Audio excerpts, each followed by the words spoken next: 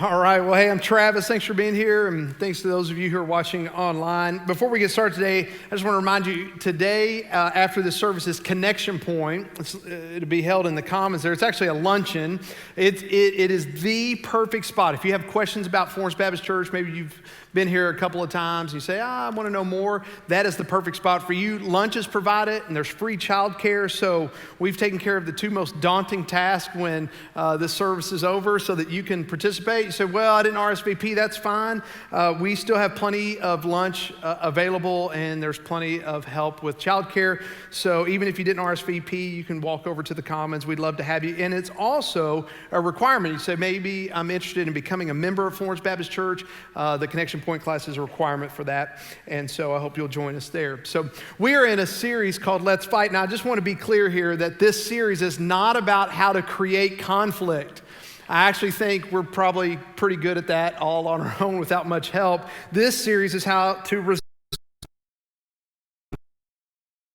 For everything in this world, he's got a design for conflict. And so God's got a design for relationships and marriage and parenting and finances and sexuality, but he also has a game plan for conflict. And so that's what we're going to be looking at over the weeks of this series. This series is really based upon the truth and principles found in a great work by Ken Sande. He wrote a book called Peacemakers 31 years ago, and it's a great resource. I would encourage you, if this kind of piques your interest or you want to take it to another level. He actually created a whole ministry out of his work from that book, and so I would encourage you to go check that out because it's super helpful. But you say, why are we doing a series on conflict? Well, that's because conflict's everywhere.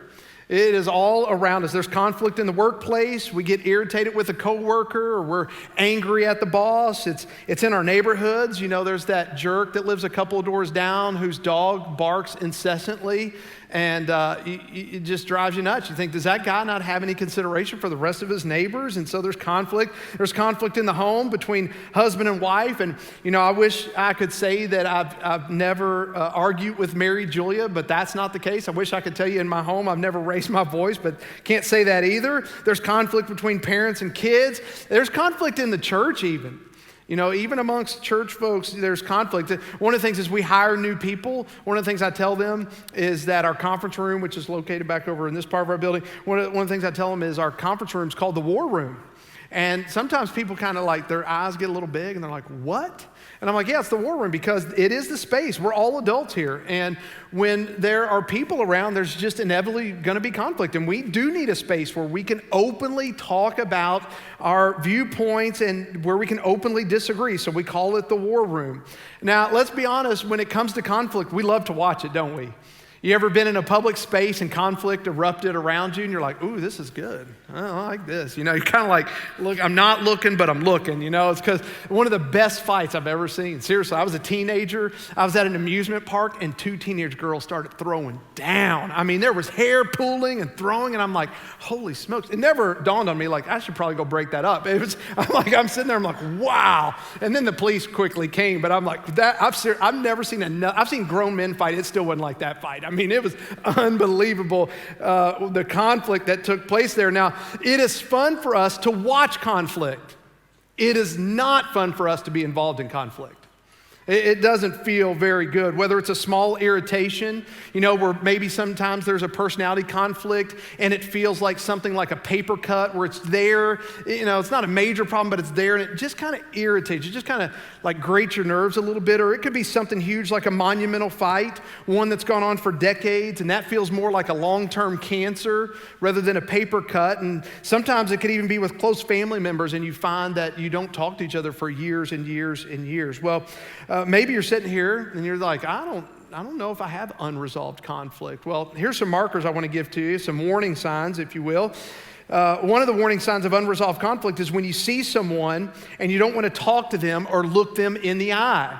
That is a warning sign you may have some unresolved conflict. Another one would be you hear their name and you have an emotional reaction, not a warm, fuzzy emotional reaction, but other kinds of emotions are struck inside of you. That's probably a warning sign you have unresolved conflict. You avoid thinking about someone. You're at lunch this afternoon and a name's dropped in the conversation and you mentally want to just check out and think of other things. That could be a sign. Or you daydream about the person. Now, not in the kind of daydreaming like, you know, puppy love kind of thing, No, it's daydreaming about someone where you're like screaming at them, or maybe you are hitting them, or you're just pouring out your revenge on them. That kind of daydreaming could be a warning sign, probably definitely a warning sign you have unresolved conflict. Now, what we're going to do today is we're going to look at God's game plan for conflict. So let's look at Matthew chapter 5, verse 21. We're going to mostly spend time there. We'll pick up some other passages as well. But here's what it says. It says, "You have heard that it was said to our ancestors, 'Do not murder, and whoever murders will be subject to judgment.'" Now, I don't know everyone's background in the room or watching online, but I would say for the majority of us, we've never taken it that far. And so you read verse 21 and we're like, I'm pretty good. I haven't killed anybody, so I'm doing all right. And then you get to verse 22. "But I tell you, everyone who's angry with his brother or sister will be subject to judgment. Whoever insults his brother or sister will be subject to the court. Whoever says, 'You fool,' will be subject to hellfire." Now that word, "you fool," in some translations, it doesn't translate it into English. It just leaves it raka. And it's an Aramaic word, and it means worthless or empty. So it's looking at someone and saying, "Oh, you're worthless, you're empty." In our time, it'd probably be like, "You idiot." You know, you're in the car and someone cuts you off and you idiot, or "You stupid." You know, it's just that same kind of sentiment there. And Jesus here is painting for us this response to anger where we lash out. It's an outward explosion that happens for us. And he says there's implications for this. Now, the awesome part about this is we have an opportunity, rather than to react to conflict the way maybe we've always responded to conflict, or I'll even say this, there's enough written on this. When it comes to how we approach conflict as we grow up and turn into adults, we tend to carry the conflict style of the home we grew up in. And however that environment handled conflict is kind of how we try to do it as an adult, and oftentimes we pick up some bad practices in that regard. But here's great hope. With the help of God's Spirit in our lives, we can actually bring our anger under control. It's kind of like I talked about a couple weeks ago, proof that we can get our anger under control is like when you're in a fight with someone and your phone rings and you pick it up and put your nice voice on. "Hey, how are you doing?" Right? And then like you hang up and you go back at the fight. That's a good indicator to us that we can put our anger under control. And the same's true here with the help of God's Spirit in our life. We don't have to be in the situation where we're driving down the road and you're talking out loud and you're letting the person have it, right? And you can feel yourself. You're getting more and more angry only to realize at the stoplight, they're not sitting next to you, right? Like you're just mentally going off on them thinking, this is how Wood would say it and what I want to say. We don't have to play that game anymore. Because for us, we have the help of God's Spirit in our lives if we're Christ followers, and that means we can choose God's pattern and God's game plan for conflict, because let's be honest, that style is not making us better people, and it's definitely not making us better Christ followers. And so there's another way to go about conflict. I would actually say that when conflict comes into our life, we have an option, and not just an option, we actually have an opportunity. Think about this, conflict as an opportunity. That's really the first thing I want you to see, is that conflict is an opportunity for us. We don't have to avoid conflict. We don't even have to think that conflict is inherently bad. I would actually argue that conflict is morally neutral in its rawest form, but it can actually be good if we deal with conflict correctly. Now, oftentimes we go to bad responses where we avoid it or we ignore it or we blow up. Those are all bad, but I've learned in recent years not to waste a good conflict. Don't waste a good conflict. Now, part of this I've learned from observing a friend of Florence Baptist, Pastor Donnie, who's the president of our ministry partnership in Haiti. I mean, that guy has a knack for finding problems and turning them into opportunities.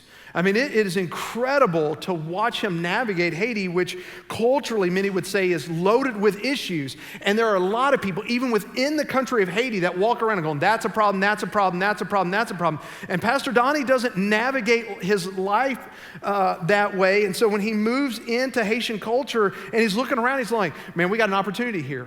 And it just kind of like pours out of him. And I really think he sees himself and really moving into the world of conflict where he can be an ambassador for reconciliation. That he can move into the areas of conflict or trouble and believe that God can use him to help heal relationships or help strengthen relationships. You say, well, what part of opportunity exists for there in conflict? Here's the way I would say it, is that conflict is an opportunity for us to show who we belong to. Conflict is an opportunity for us to show who we belong to. Jesus made a phenomenal promise from God in Matthew chapter 5. So we read in verse 21, 22. If you go up before that in verse 9 chapter 5, here's what he says. Blessed are the peacemakers, for they will be called sons of God. Peacemakers will be known as children of God. The DNA of God that he passes along to his children is the ability to make peace. So that means for us as we navigate the world around us that if you are a Christ follower, if you've trusted and committed your life to Christ as a Christian, you're carrying God's DNA as a peacemaker. And that means for us, we're not going to play the avoidance game. We're not going to just push it under the rug and act like it never happened. We're not going to ignore it because let's be honest, those approaches never help and oftentimes just kind of delay the explosions that are going to happen in the future and tend to make them worse, tends to multiply them. So for us, as we think about an opportunity in conflict, I think it really begins with us changing our perspective. And perspective is everything.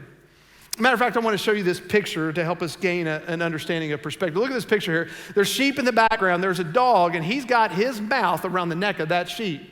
Now, I don't know about you, but you kind of look at that, and you're like, the dog is latched on to the sheep it was hired to protect. Like that dog is supposed to be a protection dog, right? And that's how we feel when we look at that picture. We're like, man, our perspective is that dog's out of bounds. Like, that dog should be replaced, right? And then let's look at this next picture. There's a broader perspective, a different perspective, and that is now that we see the fuller perspective, we're going, oh my goodness, that dog's saving that sheep's life from drowning. That dog's actually a hero. That dog's fully doing what it was hired to do, which was protect the sheep. And I think for us, oftentimes when we look at conflict, often for many of us, our perspective of conflict lies closer to the first picture where we're like, man, it's dangerous. It's a problem. I want to avoid it and stay away from that. And really, God's perspective on conflict is more like the second picture where there's a little broader piece to what conflict looks like for us, and it looks like an opportunity. And now here's the thing. I believe, and Ken Sande writes on this, that all healthy relationships have conflict. I'll say it again. All healthy relationships have conflict. Now, maybe you've met some people like this. It typically comes up after we do a marriage series, but there will be some couple, and just so you know, I have no couple in my mind right now. I have no names that I'm thinking of. I have no people that are coming to mind. I just know that this statement's been said to me before. Can you tell I'm avoiding conflict? But we've seen those couples, and they come up and go, hey, we're married, and we've never argued. Now, the first thing that wants to jump out at me is like, you liar. No, but they're like, we've never had conflict. And they're kind of like boasting about it. We've never had conflict. And I'm like, my second response to that is not so much, I think you're lying right here, but I just think the other piece is like, you probably have a really shallow marriage. It means you've never gone to the depths of relationship with one another where you found points of disagreement, because as just adult people and the way God created us, we are complex human beings. And anytime you put two sinners together, there's going to be levels of disagreement that happen. Now, again, I don't care what you call it. Some people don't mind the word fight, like, oh yeah, we fight. Other people, that makes them really nervous and makes them sound dysfunctional, so they want to avoid that. So we don't have fights, we have disagreements. And other people, disagreements too strong, they go, we don't have disagreements, we just have misunderstandings. So therefore, we've never fought. Now, I don't care what semantics you play. I just mean there's going to be some differences when two sinners are together, because two sinners are incompatible until they are under the guidance and leadership of God's Spirit in their lives. And let's be honest, we don't always live up to the way God wants us to, even though He's a part of our lives. And so it could be friends even. You say, oh, we're great friends. I still think there's some disagreements amongst good friends. I think it helps build the relationship, because part of what it means to be alive is to disagree. Now, this isn't about us never having disagreements. This whole series is about how we go about our disagreeing. And if there's one word, right, if I'm thinking of like one word, if I could sum up our approach when you think of opportunity and conflict, when you think of us changing our perspective, I think there's one word that comes to the forefront of my mind when it's how do we sum up the right way to respond to conflict, it would be the word humility. The word humility. Let's look at verse 23. It says, so if you are offering your gift on the altar and there you remember that your brother or sister has something against you, leave your gift there in front of the altar. First go and be reconciled with your brother or sister and then come and offer your gift. Now, there's a strategy here that God's making known to us. One is, first of all, when there's conflict, we need to be talking to God about it. I love the fact that they would use a worship environment. So it's like, I'm coming, I'm trying to make sure I'm checking in on my relationship with God. And then all of a sudden there's an agreement factor. Because God's going, wait a minute, you're trying to be right with me, but you're not right with people. And so there's this identification piece. So I'm coming to God to talk to God about it. There's an identification piece where I actually agree with God. So God goes, man, that's conflict. And there's a moment where I go, oh yeah, that is conflict. And now I need to make sure I'm calling it what God's calling it. And then there's a third piece of this, which is like, now that you've talked to God, you need to go talk to the other person you've offended, and you need to ask for their forgiveness. And that's where I would call this second part, own your part. Own your part. Own your part. If you are a part of the conflict, that means you have a part in the conflict. Now, oftentimes we tend to posture ourselves and we're like, oh no, I didn't have anything to do with that. We want to pitch ourselves as innocent. But in any conflict, you just think of it as a pie. There's 100% in the conflict, right? 100% of the conflict's going on. And somewhere in there, you have your part. Your part could be 5%. Your part could be 50%. Now, oftentimes we tend to think of ourselves as the 5%ers, but there could be 50%. It could be 75%. It could be 95%. But wherever it falls, you have a part that you can own. The hard part is it often takes work for us to figure out what our part is, because sometimes it could be like the other person exploded, but when you go back to think through your part was you made an assumption on them. You made an unfair assumption on them. It could be that you didn't communicate clearly. It made sense in your mind, but when the words came out of your mouth, you thought it all made sense, and to the other person, you thought they misheard when really you didn't communicate clearly. And so it takes some work where you process and go, man, what part of this do I need to own? What part of this is mine? Now, when you think back to when you're kids, it was either 100% one person's fault or the other, and that's where it's like whoever started, it was their fault. But let's be clear here that just because we're not the ones that didn't start the conflict, it doesn't mean that we're innocent. And so before we lash out at anyone, what we need to do is look inside the Bible encourages us to do. Now, what do we normally do when there's conflict? When there's conflict in our lives, do we normally pause and go, God, what part of this is mine? God, what did I say or do or think that was wrong? No, we don't. We don't typically manage conflict like that. Normally we lash out, say things we don't mean. We're harsh. We try to figure out how to win. That's typically our approach. We get defensive. But when we have conflict, it's a really good practice to make sure, particularly as we're processing it, two scenarios I want to build for us. One is healthy and one the Bible encourages us to avoid. One is if you have people in your life who are really going to be honest with you and tell you the truth, that means in the midst of conflict, when you call them up and you say, hey, I need to vent and process. One is that approach is you're processing, here's what's gone on, here's what they've done, but also including what you've done. When you own your part and you're trying to get some advice, you need to own your part even with the person you're getting advice from so that it's not slanted towards the other person. But you go, here's how I've messed up and here's how I screwed up. And then you're really asking them, what do I need to do? Or how do you think I can fix this? Here's my game plan. Give me your thoughts. And really, if you're talking to the right person, it's someone who loves you enough to not just tell you what you want, someone who's telling you even the hard truths. That, man, you sound like you were a jerk. Like, you do need to own that, and you do need to go make that right. The situation I would encourage us to avoid, and the Bible would encourage us to avoid, is when you call someone to vent and you're unleashing on the other person. You're like, here's what he said, here's what she said, here's what they said, and here's point one of why they're wrong, 2, 3, 19, 24, 27. I mean, you're just rolling, right? And then what happens when you get to the end of that, you go, do you think I should go talk to them? And I'm just saying, if you're making the phone call to just get someone's opinion on should you go talk to them, the answer is you should never made the phone call to begin with, because the Bible short circuits us directly to just go talk to them. That you would go directly to them. That you would go settle the matter with them. And therefore, as Christians, what we want to do is we want to learn over our lifetime how to become peacemakers. Now, Ken Sande warns us, he goes, no, we don't need to be peace fakers. There's plenty of peace fakers in the world where they just act like nothing's really a big deal. And if they're asked, are you okay? Oh, everything's just fine. And let's just figure out how to get along, when really it's not okay at all. Because deep down inside of us, when we lay down in bed at nighttime, we're still angry and we're still hurt and we're still mulling it over and we're still driving our car down the street talking to someone who's not sitting next to us. And those are peacemakers. He encourages us also not to be peace breakers, where we duke it out with our words, where we try to get somebody just in a real sly, clever fashion. We just do them wrong with our words and we sling mud towards one another, or sometimes maybe physically with our fists. Those are peace breakers. He goes, no, God's calling us to be peacemakers. Now, if you've grown up in church or you're familiar with the Bible, you know we've got to talk about this passage. It's Matthew chapter 7 in verse 3. Here's what it says. Why do you look at the splinter in your brother's eye, but don't notice the beam of wood in your own eye? Or how can you say to your brother, let me take the splinter out of your eye, and look, there's a beam of wood in your own eye? Hypocrite. First, take the beam of wood out of your eye, and then you will see clearly to take the splinter out of your brother's eye. Now think about this. You get out a pair of tweezers, right? Tweezers are small tools to take care of small irritants. And it's essentially, you're walking around, you got a 2x4 like sticking out of your head, and people are like ducking underneath of your 2x4 that is in your life. And yet we get tweezers out and we're trying to go get a pluck of sawdust out of someone's eye, and yet we got this 2x4 going around. It's just upside down. And so he says what we need to do first is deal with ourselves. We need to make sure that we're right about that. Now the thing is, a 2x4, I think sometimes we just call them blind spots.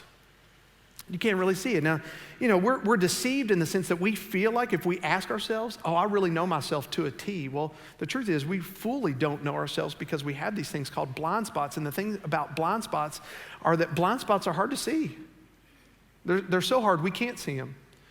Everyone else around us sees them, but we can't see them. And we need help in having those removed, because the problem is when anger rises up inside of us and we're, it's emotionally, it's like game on. The blind spots don't get smaller. The blind spots tend to get bigger.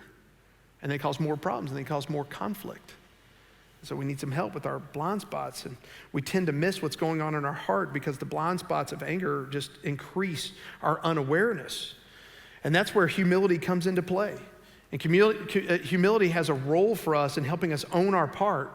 As a piece of that, I want to give you a piece of practical advice here, and that is, in owning our part, there is a phrase that if you add it to your life, it will help you immensely. It's really powerful. It's this phrase: will you please forgive me?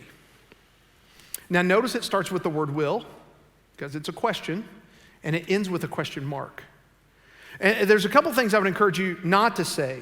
We think they're helpful because, again, we just go back to these tools of when we were kids and the environments we grew up in, and so we just tend to repeat them thinking they're helpful and that we're owning our part, but it's not really owning our part. One of the things I'd encourage you not to say is, well, I'm sorry. Well, I'm sorry is tend to how we say it. Well, I'm sorry. And it's an elevated voice, and that's how we're going. And it's just, sorry doesn't sound like owning. It's just like, I kind of feel bad that we're in conflict, and I really wish we weren't in conflict, so can we just make it all go away? So I'm sorry. Doesn't really fix anything. Doesn't really sound humble. It doesn't really help. What you did was sorry. And you're sorry if you just kind of keep banking on the argument of I'm sorry. Second thing I would encourage you to avoid to say is forgive me. Forgive me. See how that comes across? It's a demand. And what that's really doing is still keeping you in control, because that's what happens a lot of times when we're in conflict. It's like we're arguing for control and power. And humility is causing us to, calling us towards like, no, we're letting go. But when we start demanding things like, forgive me for you being so sensitive. That's how we come across. But it's this demand so we can have control. But it's a different posture when you go to someone, you say, will you please forgive me for fill in the blank? You can even feel it in the words. That is a different way to approach things. And they're really powerful words. They'll change your life, I promise you. If you add them to your vocabulary, will you please forgive me for? And I promise you, the next time you're faced with conflict, it's not if, it's when you're faced with conflict. And when I'm faced with conflict, if we adopt that phrase and approach it with humility, owning our part, saying, will you please forgive me? I'm telling you, it's going to be a totally different ballgame. Now, I'll say this, if you've never uttered those words before, they're going to be really hard the first time they slip out of your mouth. Because what happens in that moment is spiritual warfare is going to be on. And what Satan wants to do is he wants you to be angry. He wants you to live in the enjoyment of your bitterness, which, let's be honest, bitterness is fun for a moment, but the longer it goes on, it is like a toxic that will kill you. And Satan he will revel in the fact of you spinning out of emotional control over and over again, holding on to agreements, never giving forgiveness, never owning your part and letting it linger forever. That spiritual warfare is real. But I'm telling you, if you bring the phrase to the table, will you please forgive me? You come with a really heavy sword. And it will do a lot of good to help you move into the place of being a peacemaker. And I would encourage you to say it early and say it often. And remember, it starts with the word will and it ends with a question mark. Now, here's the thing. The fact that it's a question, people on the other side of the question have an opportunity to respond. And sometimes you're going to go, will you please forgive me for being a jerk or saying things I shouldn't have or my tone of voice or a whole host of things you could fill in the blank with. And sometimes they're going to say, yes, I will. I appreciate that. And you know what? I'm going to forgive you, which means I'm not going to hold that against you anymore. Sometimes they're going to say no. They've got some stuff they're going to have to wrestle through. And even just because you ask doesn't mean the other person's going to ask, and don't try to force them to ask the same question back to you. Now, don't you have something to say? Don't you have something to be sorry for? Don't you have something to ask my forgiveness for? That's not the approach, because remember, we're approaching it with humility, and the only concern that we have is owning our part. They could also say, maybe. I need a little more time. I need a little more space. I need to process this. Ken Sandy writes, he says, even if I'm only 2% responsible, I'm still 100% responsible for my 2%. So we need to own 100% of our part, even if it's 2%. The third thing is this: keep short accounts. Look at verse 25. It says, reach a settlement quickly with your adversary while you're on the way with him to the court, or your adversary will hand you over to the judge and the judge to the officer, and you will be thrown into prison. Truly, I tell you, you will never get out of there until you have paid the last penny. Keep short accounts, the Bible encourages us to do. See, when you're going to court, I don't know if you've ever been to court before, and we can all imagine together, right? If you're going to court, what's on your mind? What are you thinking about? What are you processing? You're thinking about, how do I win this thing? Like, what do you think their argument's going to be, and what rebuttal can I have? Like, is my attorney really going to help me today? You're thinking, how do I win? How do I get the edge? How do I come out on top? And the Bible says, no, quit trying to strategize your victory. It just moves into the space to say, settle matters quickly. Have a sense of humility about you. Own your part and go settle this thing quickly. If I need to say it another way to help, it would just be talk before you're ready. See, one of the things about navigating conflict is God doesn't wait for us to get to a point where we go, oh yeah, this is probably convenient for us right now. I don't know about you. I just know with conflict, I don't know that there's ever a convenient moment. I don't know that I've ever felt like, ooh, this is really convenient for me right now. Conflict in my life, I don't know if it's ever been convenient. And when someone's hurt, I've learned that they're just rarely ready. When I'm hurt, I'm rarely ready. And so the Bible encourages us, settle matters quickly. Now, I want to be fair to this. Sometimes people think like one conversation, right? If I'm to settle matters quickly, we got one conversation. We're going to just battle it out till we get. Sometimes that happens. Sometimes it means you approach an issue where you go, you know what? We're just going to call a timeout at this point. And we're going to pick this back up again, maybe tomorrow, and tomorrow, in a reasonable time frame. It could take weeks, right? Not every conflict is the same. It doesn't always have the same depth. Sometimes they have many, many layers, and it takes a long period of time. But the encouragement from the Bible we would have is hang in there and work through it. Figure out how to de-escalate. Sit on your hands, or as we studied a couple weeks ago, right? That our approach towards others, if we want a relational fresh start, is to be slow to speak. Not the first to speak or to speak harshly, but slow to speak, quick to listen, that we would have open ears and that we would really seek to understand what the person's saying. Not listening, so we're like in our mind, we're going, ooh, they said that word. Well, how can I turn that word upside down and bring it back on them and double down and triple down on it? And wait till they, finally shut up on their 5-minute diatribe. Like when they get done, wait till I've got this clever zinger they won't even see coming. It's going to shut them up. And that's how we tend to listen in conflict. But the Bible encourages us to be quick to listen, really seek to understand what the person's saying. And then it says, because of those two strategies, we can be slow to become angry, because man's anger doesn't bring about the righteousness of God. So that means in conflict, we actually have an opportunity before us where we can talk calmly, that we can seek to listen, that we can seek to understand. And the Bible calls us to keep short accounts. Look at Ephesians chapter 4, verse 3. It's just in another part of the Bible, but another way to say it. Make every effort to keep the unity of the Spirit through the bond of peace. Now, you say, well, I've tried. Try again. I've tried. Try harder. Work harder. Take another stab at it. Now, this is a piece none of us really want to hear, but as you try to make an approach and you try to keep short accounts, it is true that it's not always going to go well. And what we need to remind ourselves of is just because the other person doesn't respond well or the moment or the conversation doesn't feel good doesn't mean you did anything wrong. See, as Christ followers, we can't measure our obedience based upon an outcome. We measure our obedience based upon what is God telling us to do. And then as a Christ follower, am I doing it the way God's described? Which again, when it comes to conflict, one, God's asking me, I need to keep short accounts. God's asking me to approach it with a sense of humility. God's asking me to own my part. And that's the way I first navigate into conflict. And when we do that, that's how we measure obedience. We can't measure obedience based upon some perceived outcome, which means we all skip off and go have lunch together. That's unreasonable. That's unrealistic. But he does tell us as you go, own your part, ask, will you forgive me for? And when you do, guess what? They might punch you in the mouth. There's a moment where I'm like, man, I'm trying here, God. I've talked to you about it. I'm owning my part. I've got humility, I think, the best I can. I've been praying for it while I've been driving over to their house, and I apologize, and the next thing you do is they kick me. Doesn't mean that you did it wrong. Just own your part, be humble, and have hard conversations. The Bible's encouraging us to have hard conversations, not because they're fun, but because they're not optional. Look at Ephesians chapter 4, verse 26. It says, be angry and do not sin. Don't let the sun go down on your anger. And again, it's just the Bible kind of nudging us. Take it quickly. Keep short accounts. Don't linger. Don't wallow. Don't let bitterness take root. But go and address the issue head on. Again, Satan wants us to stay mad as long as possible. And that's why God's asking the opposite of that is like, no, let's go keep short accounts. And God views this as important because he says when you mimic peacemaking, you're actually mimicking what it's like to be part of my family, that you're picking up my DNA. So what do we need to do? 1 Corinthians 10:31 says, so whether you eat or drink or whatever you do everything for the glory of God. That includes conflict.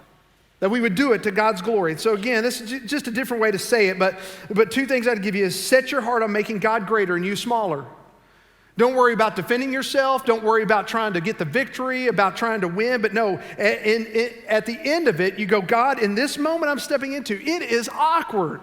I don't enjoy it. This is not fun. And God's ready to hear all those things. But just go, God, I really do. My goal right now is by the time this is over, I just want to say I glorified you in the process. That I was humble and I asked the right questions and I owned my part.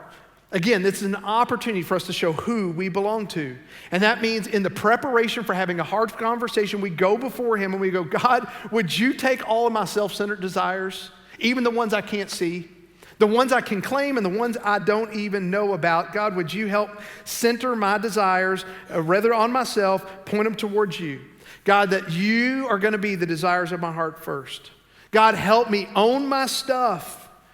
And I think when you do that, you'll have the confidence where you can do it quickly. I even think you could pray this, God, would you help me make less of me and make you greater?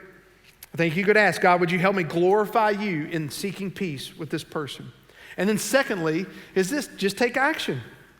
Perhaps the greatest reason to be a peacemaker is that when we seek after it, we become imitators of God. Now, as Christ followers, that sounds like something we all would want to pursue. To be an imitator of God, to be Christ-like, that we would have his DNA as a peacemaker. You say, how? How do we do what does that look like? You know, there's people in our community that train in order to move into tough situations. They train for it. They go through arduous work in order to have a moment where there's chaos and they move towards the chaos. When the rest of us, rightly so, should be moving away from chaos, they're moving towards it. You say, like who? Well, like our police officers.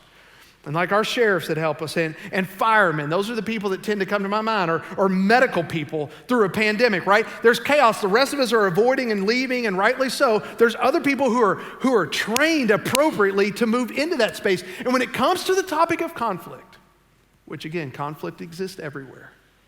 What God's saying is, my people can be readily equipped so that rather than running away, they can move towards this tough situation where they can bring my peace to the situation, where they can bring my hope to the situation, where they can bring my healing to the situation, and ultimately where they can bring my restoration to the world around us. See, isn't it amazing that even in the midst of conflict, when we view it correctly, that an almighty God wants to do a work inside of us so that we become imitators of him. And then once he does the work in us, it can flow out of us into the situation of conflict God has us in, or that we move towards, or that we've picked on our own, but God can equip us to bring peace. I'll just give you a little insider scoop on this. When we were working on our preaching calendar, actually back in the summer for this year, I just told our team, guys, I don't know what God wants to do with this, but I really do think we're going to get better at conflict. And the only way to get better at conflict is to actually navigate conflict. Now, just so you know, I'm not some maniac. I'm not praying that God brings more conflict for us. I just think we have enough in our world as it is. But I do think we can be better at it. And I just told our team, guys, just get ready. I think one is just, even in our staff dynamic, we might have to have some navigate that we navigate together as a church family. You know, typically when I've heard of conflict in churches, somebody or both bail. I was in a small group and we got on this hard topic and so-and-so popped off at so-and-so, and now neither one of them are in small group and they don't even go to our church anymore. That's not how God's asked us to approach it. If anything, inside of the church, we should do a much better job of handling conflict. And there's a strategy that God's laid out that we'll cover, in the weeks to come, but we can be so much better at it, even as a church family. And then ultimately, as we get better at it as Christ followers, think about us now moving that into the space of our community and the world in which we live, and God's going to use us as peacemakers. And I'm just telling you, I don't know. Again, I'm not asking for more conflict, but I really do think God's going to let us shine a bright light in this area. The world has no clue how to handle conflict. Our world has gotten worse at it, which is why there's such a thing as cancel culture. You disagree, you made me mad, I didn't like what you said, I'm done with you and out. It used to be our world was a little more civil and we could actually have conversations of disagreeing and still walk away and be friends, but the world's even lost the grip on that. I think the opportunity before us is even greater than ever before in humanity, that as Christ followers, we can move into the space, in hard, awkward space, and make Jesus shine brightly. So that's what I'm gonna pray and ask him to do. If you have a spiritual need, you're watching online, you can text the word TALK to 77411. If you're in the room and you have a spiritual need, maybe you were encouraged by Hayden's baptism, or you need to trust in Christ, jump in a small group, find a place to serve, come to Connection Point. You can go to the Next Steps area. We can all help with that. But let's pray now and ask God that he would help us in the journey of conflict. God, starting with me, we all need to do better in this area. And God, I really do think our church can have a unique role in the world in handling conflict and bringing peacemakers. The only way to get better at it is to walk through it. And so, God, in the days ahead, we're already asking in advance for your presence to be readily alive and active in the moments of conflict. God, that you would recall to our mind, use your Spirit to recall to our mind things like humility, things like owning our part, things like talking to you first and then talking to the person. Avoiding gossip, avoiding trying to get other people on our train, our opinion, our side of the conversation to kind of gang up on someone else. God, certainly that we wouldn't take our cues from the rest of the world and cancel culture. It's so toxic. God, but that we really could be peacemakers in our homes and in our friendships and in the places where we work. Would you help all of us, including me, move into that space? God, and then ultimately, thank you for being the ultimate peacemaker, that you would leave heaven, come to earth, and move into chaos. Where you left, where you were praised and honored and glorified all the time, to move into a space where you were looked down upon, spit upon, beard ripped out, beaten, hung on a cross, brutally treated. God, we're grateful, though, that you died our death for us and was raised again so that we could be reconciled back to you, so that we could have ultimate peace, peace for our souls, peace with you. In the then peace that hopefully ripples out of our lives to others as a pointer to how great of a God that you are. God, even now as we sing and as we leave and give, God, may you be honored and glorified as the ultimate King of Kings, Lord of Lords, but also the Prince of Peace. In the powerful name of Christ we pray.